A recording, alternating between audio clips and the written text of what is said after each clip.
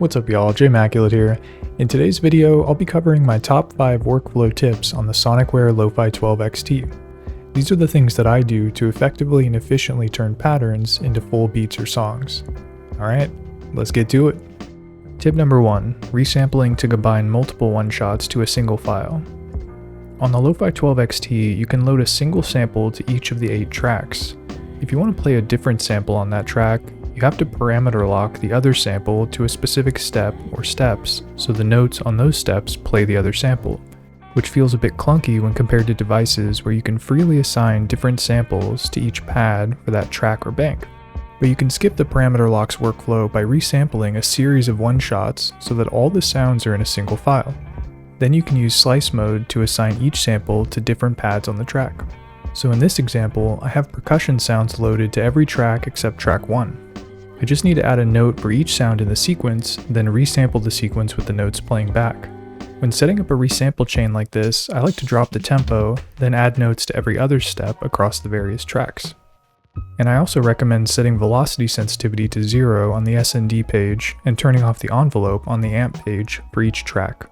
That way the entire sample plays through at full volume.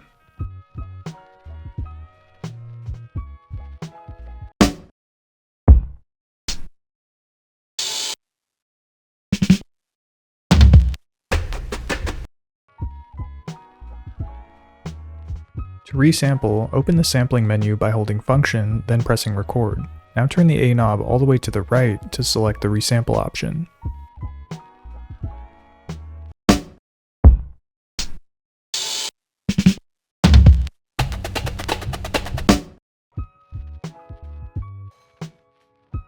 Now I have the samples in a single file, which I can then slice and manage on a single track instead of spread out across multiple tracks.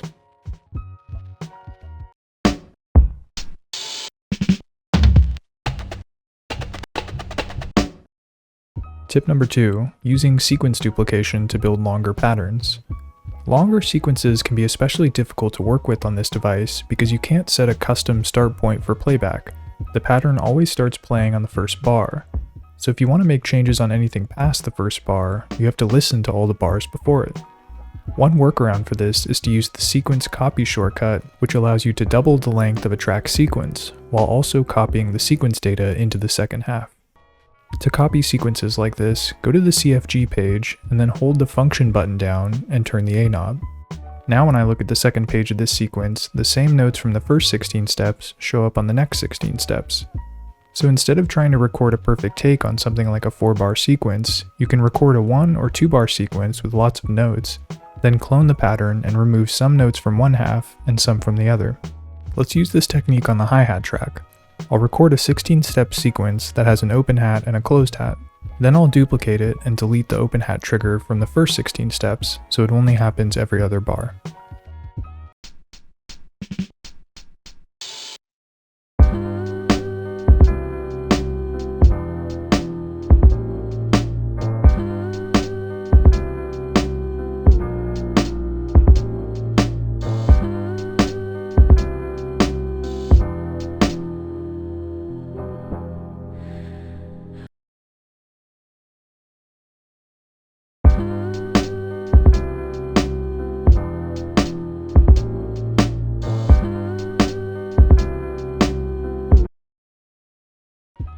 Tip number 3, using pattern save as an undo function. Although this device lacks a dedicated undo button, you can get similar functionality by simply reloading your pattern. As long as the sequence isn't playing, the pattern will load instantly in the state you last saved it in. So if you mess up a take, this is much quicker than manually deleting the notes you added. So let's go through an example of recording a bass line.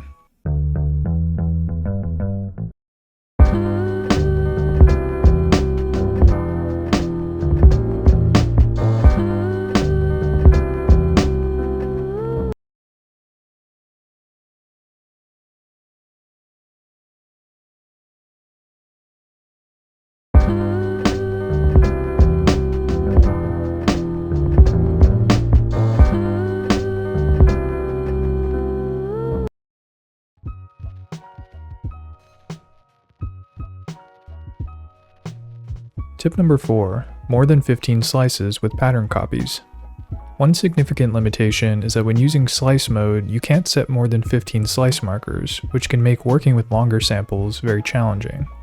However, an interesting behavior of this device is that the slice markers you assign to samples are stored in the pattern you have loaded, which means that you can save a copy of your patterns and set different slice markers for your sample in the new pattern.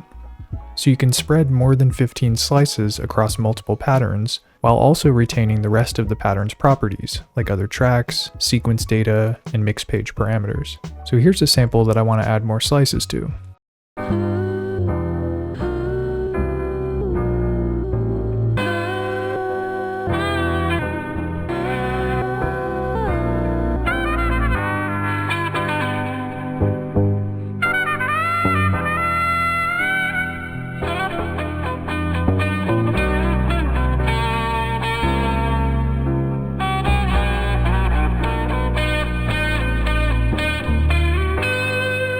So you can see there's still a lot of material to work with after the last chop.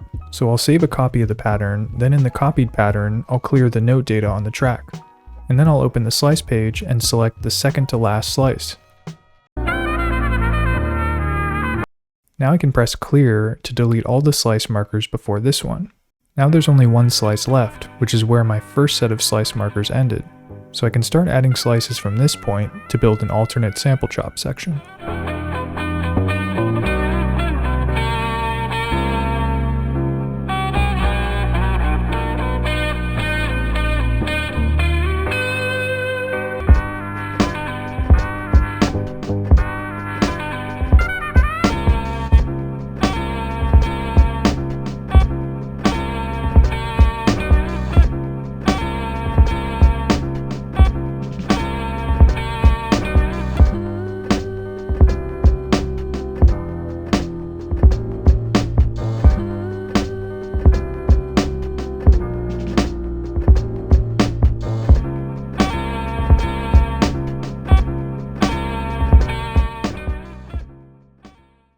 Tip number 5. Copying tracks and parameters between patterns.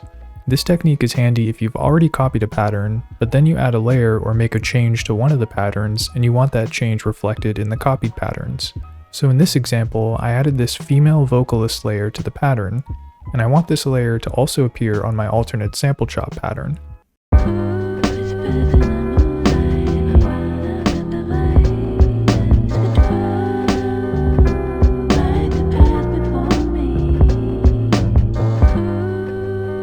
To copy the track, hold the pad down of the track you want to copy, then press the copy button. Next, load up the pattern you want to add the track to, and finally, hold the copy button down and select the pad of the track to paste it to.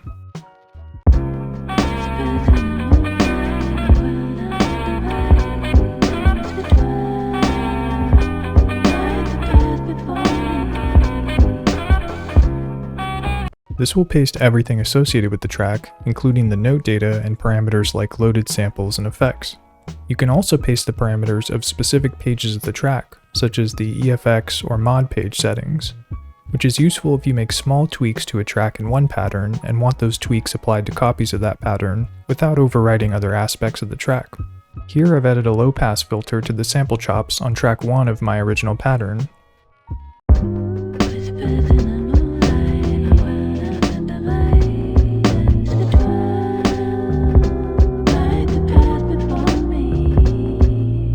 And I want that same filter on my alternate sample chop pattern. So I'll hold down the button for that parameters page, in this case the FLT page, and then I'll press copy. And then like before, I'll load up the other pattern, but this time I'll first select the track that I want to paste the filter to. Now that I have the track selected, I can hold copy, then press the orange button for the FLT page. And all the other track parameters like the new sample chops are the same, just the filter is different. So those are my top workflow tips on the Lofi-12 XT. Hopefully some of those will help you find your way around this device or accelerate your workflow and process. And if you have any crucial workflow tips on this device, drop them in the comments and share the knowledge. And that does it for this video. Thanks for watching, see you next time.